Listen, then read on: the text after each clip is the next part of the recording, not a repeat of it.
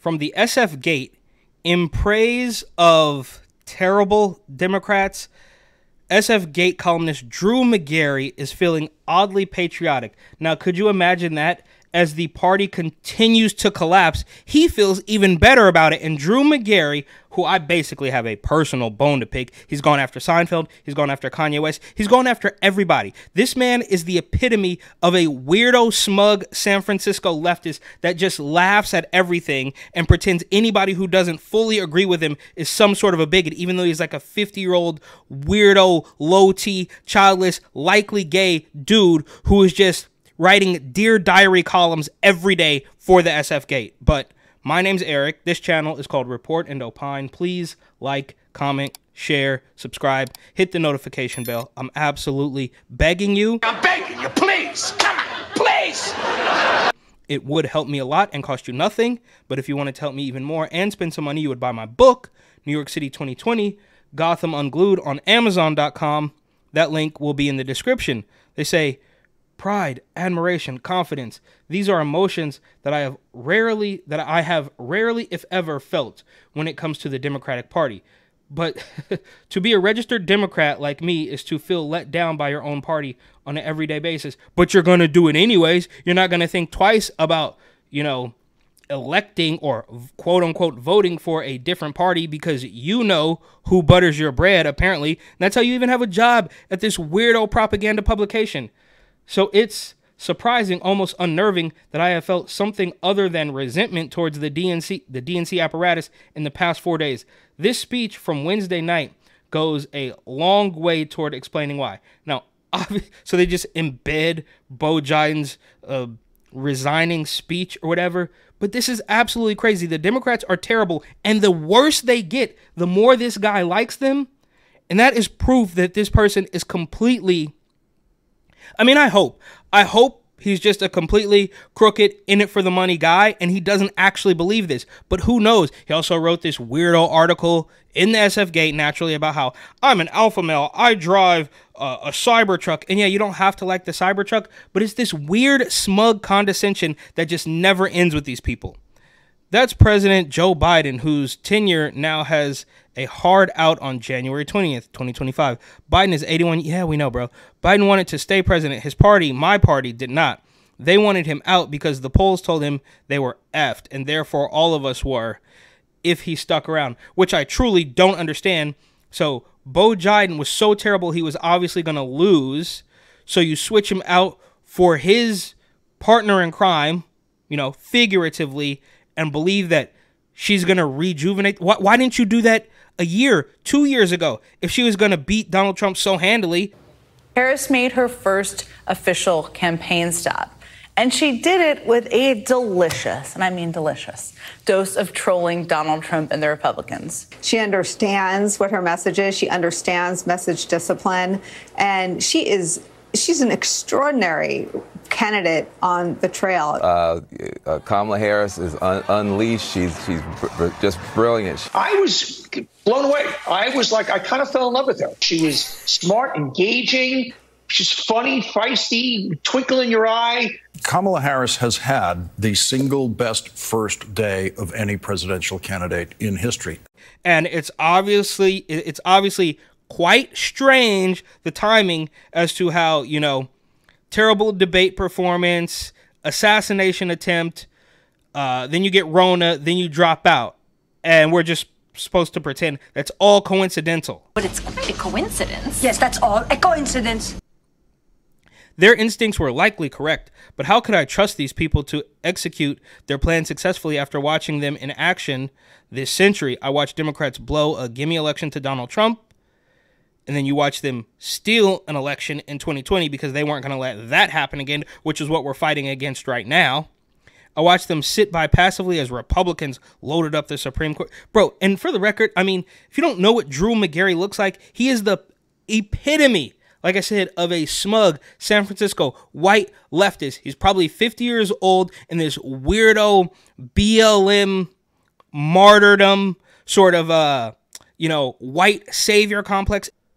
I watched them sit by passively as Republicans loaded up the Supreme Court. Bro, you guys were trying to do that. right? Okay, I can't even get through this sentence, but you guys constantly talk about packing the Supreme Court. Oh, we need to have 11 justices. Oh, we need to have 13 justices. It's absolutely ridiculous. Okay, they packed the Supreme Court with corrupt scum who don't even know what a woman is. Can I provide a definition? No. Yeah. I can't. You can't? Not in this context. So I'm not a biologist. The meaning of the word woman is so unclear and controversial that you can't give me a definition?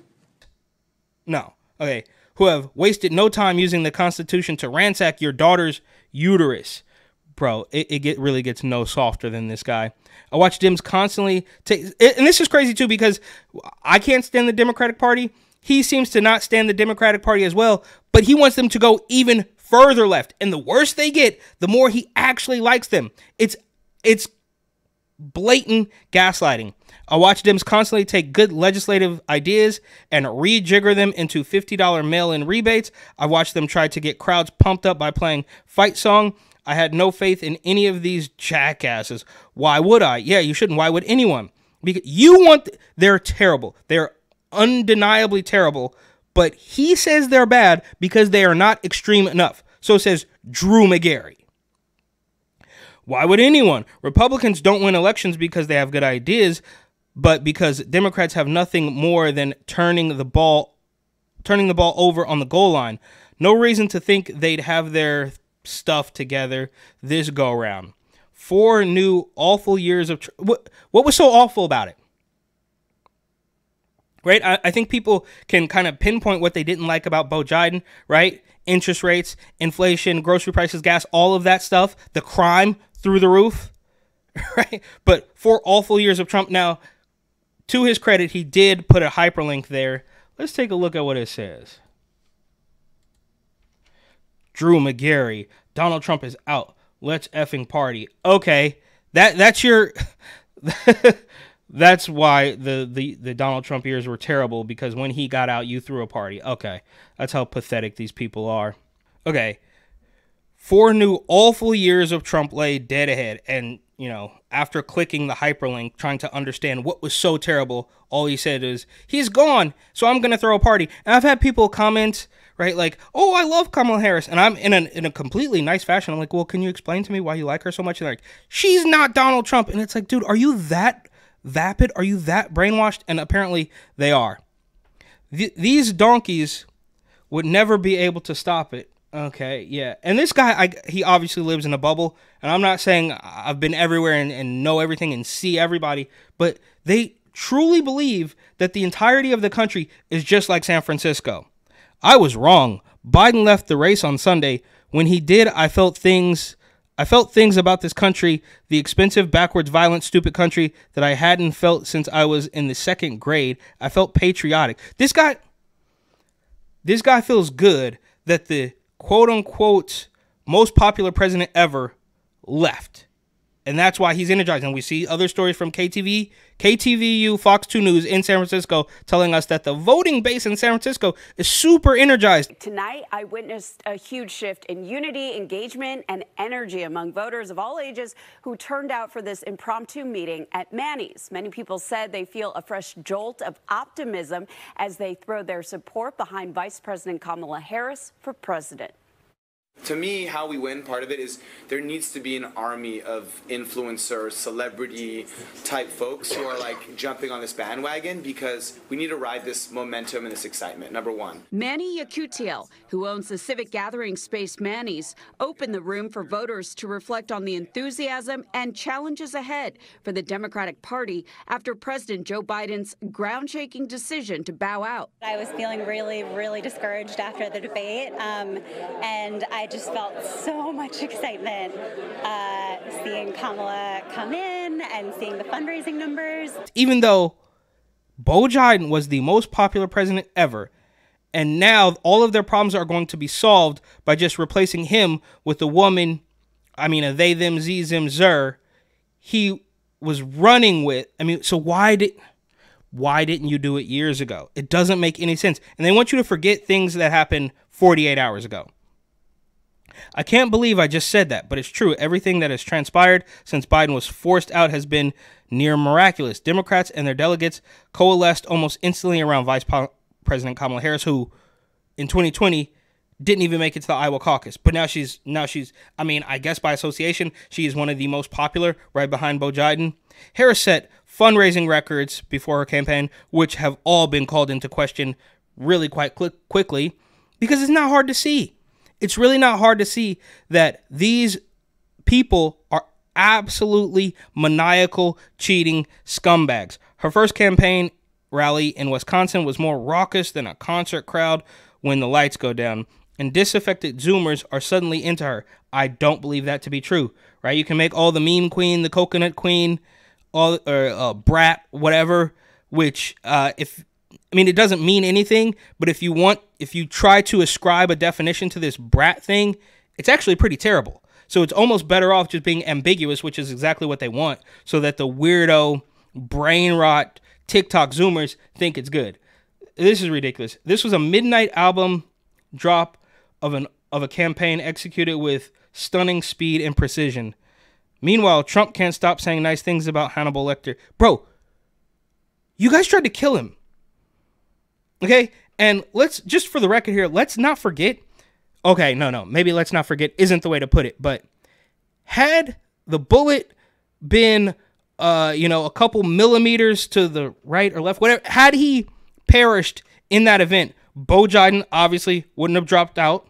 And prior to that, had Hillary Clinton won the 2016 election, we never would have had Rona. I mean, that's just my conspiratorial brain. Anyways, and his anchor of running mate allegedly won't stop. Dude, this guy's just constantly This is it. He's constantly swearing and telling you that the more terrible Democrats get, the more I like them. Wait, what's this here? This is real, and this is happening. Okay, yeah, voters are fired up. Okay. That video has me hyped, I swear. I even read the news now instead of deliberately avoiding it out of self. I will start watching MSNBC. What? Anything is possible with these Dems now, which is both exciting and only gently horrifying. Okay, so these people. Really, bro? Now, whatever, you could say the Zoomers or the women, whatever, like Kamala Harris, but I'd be willing to bet that there is nobody, even the weirdo, well, especially the weirdo hard lefties in New York and San Francisco, they're not going to go to bat for Schumer, right? They're completely, pro-Hamas, weirdo Palestine people. Nancy Pelosi is clearly corrupt. She had a group of, 65-year-old women outside of her house with hair dryers when she went to go get her hair done during the lockdown. It's just another example of how politicians make rules and expect us to follow those rules, but then they don't have to follow them. She got caught and she played the victim card, and this is unacceptable. Our politicians and our leaders should lead. So you can pretend that some people like Kamala, which I don't even believe is real, but I don't think the only people that actually like Chuckles Schumer and the Crypt Keeper Pelosi work in the mainstream media, which I guess makes sense for Drew McGarry here. I even got jazzed and even a touch misty watching Harris's current boss go on national television the other night. Still, though, shaky with the teleprompter, Joe Biden gave the best speech of his political career was him dropping out. Oh my word! This is there's Bojo. Dude, I can't stand this guy. He's got a weirdo like skin mask, and that's AOC. Trying to squeeze the cash out of him or something. So I must give them their due, even though it goes against all of my learned instincts to do so. Yeah, which is crazy because you realize they're terrible, but are completely unclear on exactly why they are terrible.